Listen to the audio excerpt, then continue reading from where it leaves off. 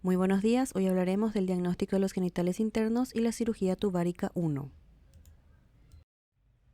Como introducción, vemos que la interrupción de las trompas uterinas junto a la desciólisis fueron los primeros usos que se le dio a la laparoscopía en ginecología. Estas fueron modificadas con el tiempo a medida que se adquiría experiencia y nuevos conocimientos en la biofísica o aparición de nuevas técnicas que perfeccionaron la técnica para reducir principalmente el número de complicaciones posibles. La laparoscopía fue empleada también para el tratamiento de enfermedades benignas y diagnóstico y tratamiento de infertilidad femenina. Debido a su carácter invasivo, la laparoscopía se debe aprovechar para reunir la mayor cantidad de datos posibles y el conocimiento de las estructuras anatómicas es indispensable para la descripción de la anatomía alterada. La esterilización quirúrgica es un método irreversible, casi siempre, donde se interrumpe el pasaje del espermatozoide como del ovocito ovulado a través de la trompa uterina y evita de esta manera una fecundación natural o asistida. Es el método de control de fecundidad más extendido en el mundo, siendo más alto en países en vías de desarrollo que en los países desarrollados. Hoy día existen diferentes mecanismos y técnicas para la esterilización tubárica o combinaciones entre las mismas y su uso depende de la preferencia o habilidad del cirujano para su realización. Es importante destacar que si bien no todos, pero la mayoría de los métodos utilizados son irreversibles, deben contar con una buena asesoría, solicitud voluntaria de la paciente, portar un consentimiento informado o haber ofrecido o evaluado alternativas contraceptivas antes de la realización de la misma.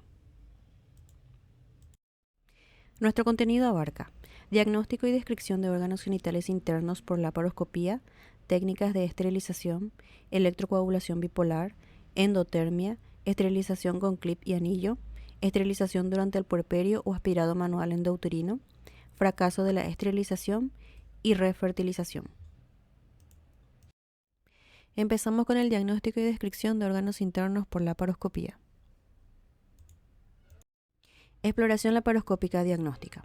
La visualización directa de la cavidad abdominopélvica y sus estructuras mediante una óptica permite una inspección sistemática de la pelvis y el abdomen. Como principales objetivos tenemos evaluar la anatomía pélvica interna, ya sea el útero, trompas de falopio, ovarios, peritoneo, vejiga y asas intestinales adyacentes. Detectar alteraciones morfológicas, como adherencias, endometriosis, masas anexiales, miomas subserosos, malformaciones uterinas.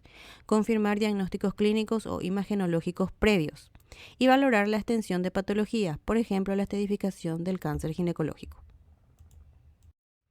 Para ello utilizamos un protocolo de exploración laparoscópica, en donde el primer paso inicial es la inspección general, en donde realizamos una revisión sistemática de la cavidad abdominal y pélvica y evaluamos la presencia de líquido, adherencias, masas o alteraciones globales. Las principales ventajas son la visualización directa y detallada de las estructuras, la posibilidad de la toma de biopsias dirigidas y la detección de lesiones no visibles en ecografía o resonancia. El segundo paso es la evaluación órgano por órgano. Se describe comenzando por la zona de la vejiga, lateral a esta, los ligamentos redondos, desde el orificio inguinal al cuerpo del útero. En el útero vemos su posición y sus eventuales cambios como posibles malformaciones, adherencias, miomas, signos de inflamación temprana o endometriosis. En la trompa uterina se describe su anatomía, relación con el ovario y el mesosalping, presencia de hidátides o alteraciones como hidrosalping.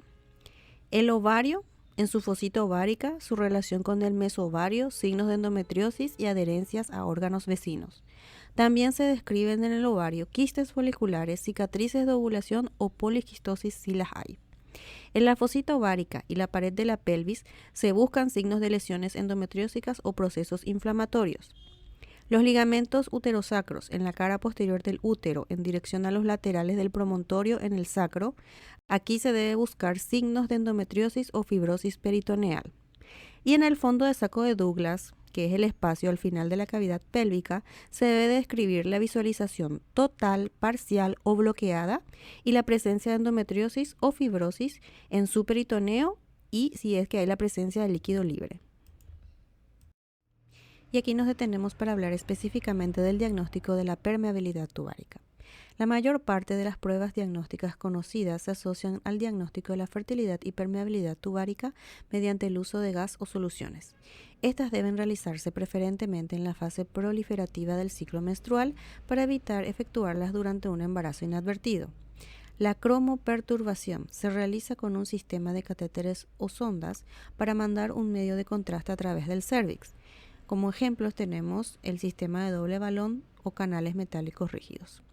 Otro método diagnóstico es el de la ecografía, que mediante el uso de soluciones se inyecta a la cavidad del útero y se analizan en su monitor la anatomía de la trompa uterina.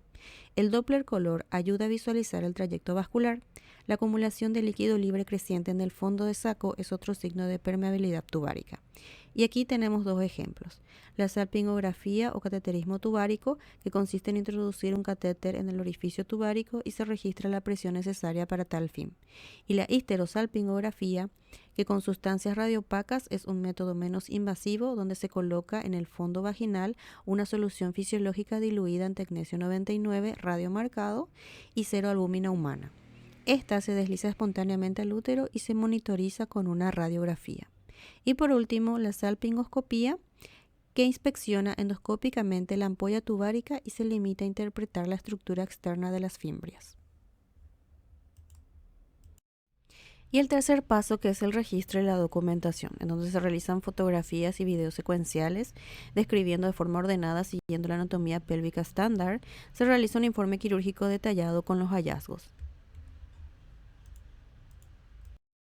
Ahora hablaremos de la cirugía tubárica 1, esterilización tubárica, técnicas y consideraciones. La principal causa de infertilidad durante los años 70 se debió al bloqueo de las trompas de falopio causadas por infecciones, abortos clandestinos o por cirugías anteriores fallidas. La enfermedad tubárica puede afectar la porción proximal, distal o toda la trompa y varía en severidad. Es responsable del 35% de la infertilidad femenina y más de la mitad de los casos se debe a enfermedad inflamatoria pélvica, lo que conduce con frecuencia a hidrocefalia con mayor prevalencia en el continente africano. En la mujer infértil con daño tubario solo hay dos opciones, la cirugía reconstructiva o la fecundación in vitro. Hasta los 80, la cirugía reconstructiva era la única opción terapéutica para la infertilidad. Las cirugías tradicionales dieron resultados pobres, como adherencias postoperatorias extensas, y esto llevó al desarrollo de microcirugías ginecológicas con el uso de la magnificación. La microcirugía introdujo un amplio concepto de cirugía diseñado para ser más preciso, minimizar el trauma tisular y evitar la inflamación. La microcirugía sigue siendo una modalidad de tratamiento aceptable para la infertilidad tubaria, a pesar del aumento del uso de la fecundación in vitro. Las estimaciones de las tasas de nacidos vivos después de la cirugía varían del 9% para las mujeres con enfermedades tubáricas graves al 69% para las que presentan enfermedad leve. Sin embargo, la efectividad de la cirugía no se ha evaluado rigurosamente en comparación con otros tratamientos como la fertilización in vitro o el tratamiento expectante. Es importante determinar la efectividad de la cirugía versus otras opciones de tratamiento en las mujeres con infertilidad tubárica, debido a las dudas con respecto a los resultados adversos, las complicaciones intraoperatorias, costes asociados con la cirugía tubárica y así como tratamientos alternativos, principalmente la fertilización in vitro. Las exigencias básicas de cada método de esterilización tubaria deberían ser la seguridad, asegurar un riesgo mínimo para la paciente durante la ejecución, la factibilidad, la técnica debe ser sencilla de implementar, la conveniencia, el método debe ser fácil de realizar y gestionar, y la reversibilidad, que en un punto de vista, la eventual reversibilidad del método no ocupa el primer plano para la mayoría de los cirujanos, dado que la esterilización tubaria es vista como un método anticonceptivo definitivo e irreversible. No obstante, algunas pacientes vuelven en busca de reorientación y se arrepienten de haber optado por la esterilización, de modo que también se debe tener en cuenta el potencial deseo de refertilización. Procedimiento de esterilización laparoscópica. La esterilización tubular laparoscópica puede realizarse mediante una simple punción con un laparoscopio angulado o una doble punción. Las trompas deben identificarse claramente desde el útero hasta las fimbrias. Un manipulador intrauterino facilita la elevación uterina. La esterilización se debe realizar en el tercio medio del istmo, a 2 centímetros del orificio tubárico uterino. Una ubicación demasiado cercana al útero aumenta el riesgo de fístulas uterotubáricas y una ubicación demasiado distal reduce las posibilidades de refertilización. La fimbriectomía o la salpingectomía completa se consideran obsoletas debido a su alto costo, su capacidad destructiva y su menor seguridad anticonceptiva. Técnicas de esterilización. Empezamos con la electrocoagulación bipolar. La trompa se toma de la porción media del istmo con pinza bipolar. Se debe tomar toda la parte de la musculatura de la trompa y no es necesario introducirse de más en el mesosalping. La coagulación se realiza con una potencia de 20 a 30 watts en un periodo de 10 a 15 segundos hasta lograr la blancura del tejido. Se debe evitar la carbonización, ya que de esta manera los electrodos no se separan fácilmente de los tejidos, lo que puede desgarrar el mesosalping con posterior sangrado innecesario. Posteriormente se realiza nuevamente la coagulación en el primer sitio coagulado hasta lograr un segmento del istmo tubárico blanco de 2 a 3 centímetros. Se procede a realizar el corte del segmento con tijera de pico, cuidando de no llegar hasta la rama tubárica de la arteria ovárica. El corte de la trompa no es absolutamente necesario, ya que la seguridad de la esterilización es igual con corte o sin corte. La segunda técnica es la endotermia. Igual que en la técnica de coagulación bipolar, se toma la trompa con la pinza de coagulación en la porción media del istmo tubario y mediante la aplicación de calor se la cierra por el mecanismo de desnaturalización proteica. Dado que el calor se aplica en forma lenta con el endocoagulador y con menores valores de temperatura que en la técnica bipolar, la toma y la coagulación de la trompa deben ser más prolongadas. El resultado de la coagulación se controla visualmente observando la coloración blancuzca de la trompa con cocción del agua celular en la misma forma que en la técnica bipolar. El tercer método es la esterilización con aplicación de clip o anillo.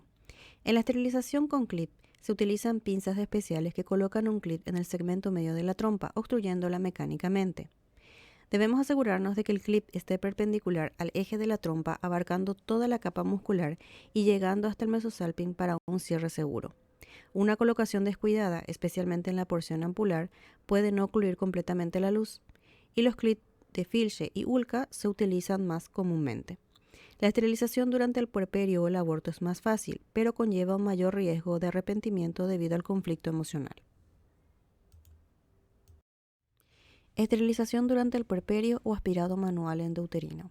La técnica laparoscópica puede emplearse en su totalidad cuando el útero se encuentra a 3 o 4 traveses de dedo por debajo del ombligo. La manipulación del útero no es posible aún debido a la consistencia laxa del útero y la presencia de varices propias del estado puerperal, por lo que existe un riesgo de lesionar útero y anexos y debe ser efectuado por un laparoscopista experimentado. La trompa está mucho más edematizada y con un gran volumen, lo que dificulta el uso de clip, y en el caso de la esterilización con bipolar, la coagulación debe ser mucho más prolongada. Posterior al aspirado manual endouterino, las esterilizaciones resultan más fácilmente ejecutables que una esterilización laparoscópica durante el puerperio. Desde el punto de vista psicológico, no es conveniente la realización de esterilizaciones, ya que con el conflicto emocional es muy frecuente el arrepentimiento posterior. Fracaso de la esterilización. La mayor parte de los estudios recientes registran una tasa de fracaso inferior al 1% y se pueden clasificar en fracasos tempranos menores a 6 meses y fracasos tardíos posterior a los 6 meses. Los fracasos tempranos se deben en general a errores en el procedimiento técnico. El fracaso tardío se debe a procesos de regeneración secundarios con recanalización o formación de fístulas. Los embarazos ectópicos representan un porcentaje significativo de los fallos. Las tasas de fallo eran de 2 a 5 por cada 1000 esterilizaciones, pero los estudios recientes muestran tasas más altas, 2 a 3%. Las pacientes más jóvenes tienen un mayor riesgo de fallo.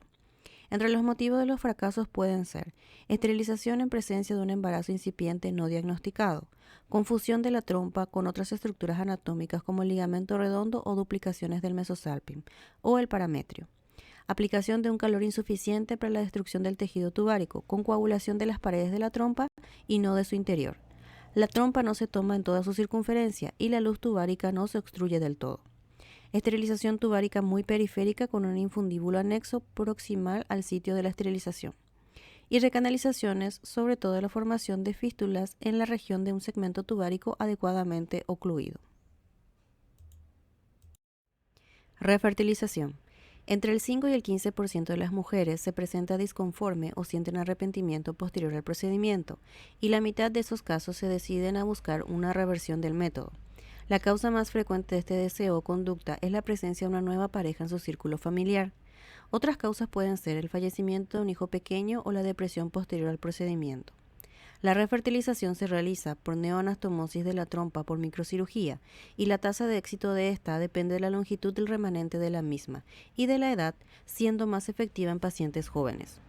Las tasas de embarazo tras la refertilización son del 60% en pacientes no seleccionadas y aumentan a 80% en pacientes seleccionadas menores de 40 años con CLIPS. Principios de la reconstrucción microquirúrgica de las trompas de falopio. Las técnicas quirúrgicas reconstructivas deben incluir los siguientes elementos: ser una técnica quirúrgica atraumática, extirpación completa del tejido enfermo, hemostasia cuidadosa, reparación capa por capa, adaptación exacta de las estructuras tisulares, peritonización completa y continua, e irrigación de la superficie del tejido peritoneal expuestos. Las técnicas quirúrgicas más comunes son la reversión de la esterilización, la desciólisis, diferentes tipos de anastomosis debidas al daño tubario adquirido por patología proximal e íxmica, corrección de la patología distal de la trompa de falopio, como la salpingostomía, la apertura de un hidrosalping o la fimbroplastia de una fimosis fimbrial. Conclusiones. La laparoscopía se debe aprovechar para reunir la mayor cantidad de datos posibles, y el conocimiento de las estructuras anatómicas es indispensable para la descripción de la anatomía alterada. La esterilización quirúrgica es un método anticonceptivo irreversible y seguro para quienes elijan este método, ya que tiene altas tasas de éxito para evitar un embarazo no deseado y baja tasa de complicaciones intra o posoperatoria. La esterilización quirúrgica incluye una serie de diferentes procedimientos y técnicas que hacen disrupción a la permeabilidad de las trompas para acometer su objetivo. Los métodos de oclusión tubárica que se utilizan son numerosos y presentan resultados que en general difieren poco. La elección de la técnica a menudo está en función de la experiencia del cirujano y del material disponible. Está ampliamente aceptada, bien protocolizada y difundida a través del globo. La refertilización es un procedimiento infrecuentemente solicitado, y su causa principal es la introducción de una nueva pareja, y las tasas de éxito en manos expertas son apenas favorables, dependiendo mayormente de la longitud de la trompa remanente y de la edad de la paciente. Muchas gracias por su atención.